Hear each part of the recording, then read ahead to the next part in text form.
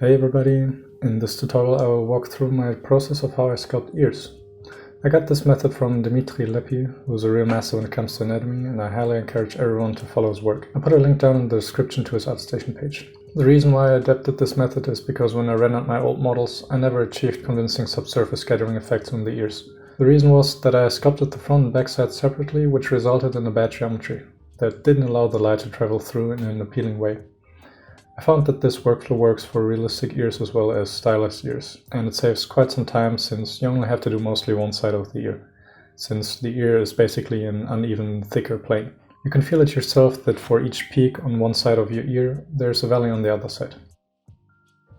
So, let's get started. I blocked out this basic head shape that is based on the Loomis method to have something to attach the ear on. First, we insert a plane, and we align it roughly here. This line here represents where the eyebrows go, and this one where the bottom of the nose is, and we place the ear right between these two lines. To have better control over it, I will sculpt the ear only on the right side of the head so I can mirror it over in the end. Now I just subdivide the plane a little bit so I get more resolution, roughly around this poly count here, and let's get started with sculpting the ear. I like to use the clay bullet brush for this, and I start with the outline of the ear. And for that I draw this C shape, or kind of a fish hook. And to close the outline I will draw this flap over here that covers the ear canal. And this is roughly the outline that I'm going for. Next I will carve in the deepest part of the ear. And with that I'm establishing this arc here, this one. And this will also create kind of a Y shape with this shape over here. I hope you can see that. The Y shape over here and the big C shape around the ear. And these are the most important shapes for the ear. I recommend watching some drawing tutorials for ears as well, since they are really helpful to understand how it is constructed. And I put down some links in the description.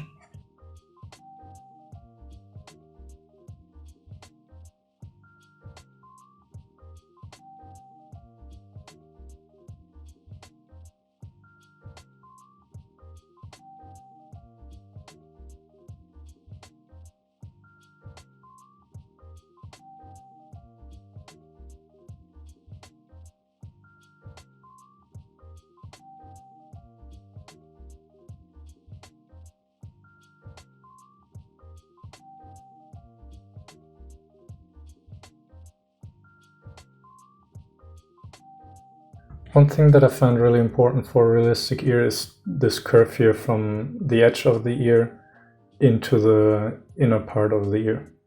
This will make for a good subsurface scattering effect later on. And it's not a hard cut, but it's more of a smooth transition, so I will smooth this one out even further.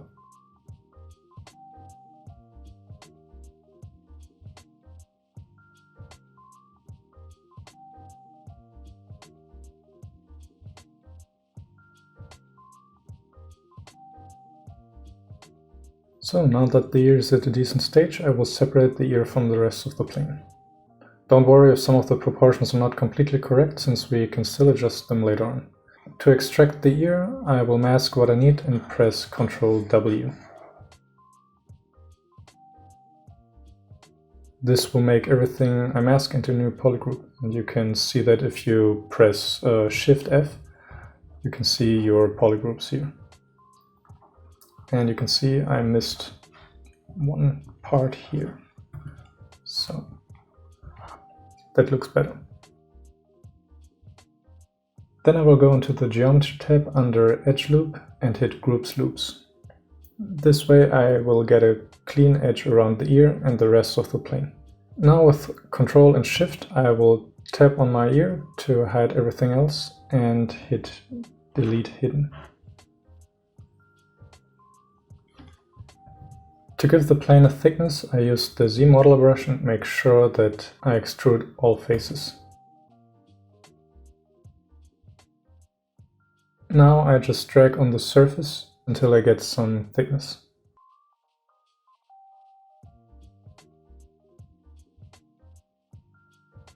Since I extruded the mesh inwards, I have to go to the display properties and hit flip, so the normals are inverted again and are correct. And to get to the proper thickness that I want, I will isolate the inner part, go to the deformation tab and use the inflate slider to get a better thickness. Maybe a little bit more. This looks fine for me. Now I just have to go to the geometry tab again under Dynamesh and hit Dynamesh with a proper resolution. Find a resolution that keeps all the details that you already have. I think this one is fine for me. And now it's just a matter of cleaning up the shapes and edges and do some final adjustments.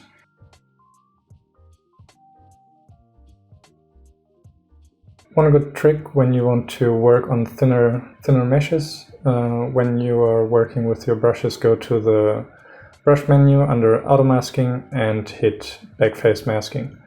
This way you won't affect the other side of the mesh. For a comparison, if I turn off the backface masking, the mesh gets warped in an unappealing way. So make sure to have backface masking on.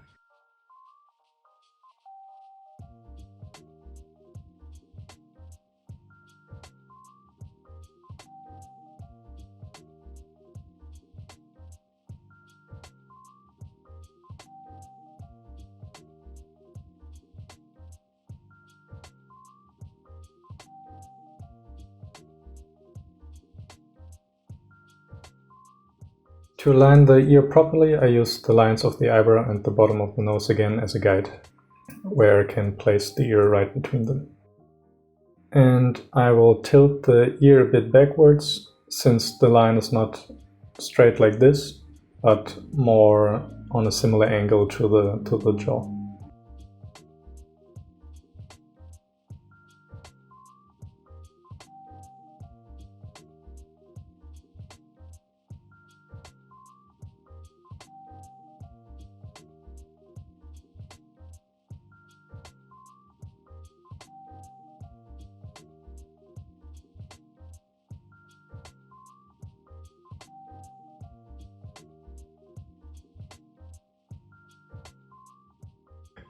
Now I can mirror the ear to the other side under the Modify Topology tab and hit Mirror and Weld. Now I have it on both sides. And now I can merge these two subtools and use the Dynamesh function again to merge them.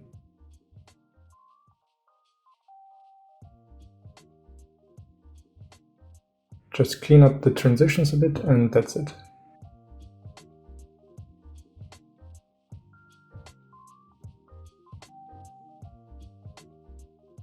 And this is the result. In the next tutorial I will take this head into Maya, and there I will show you how to get some nice subsurface scheduling effects with Arnold. So stay tuned and I will see you guys next time. Thanks a lot.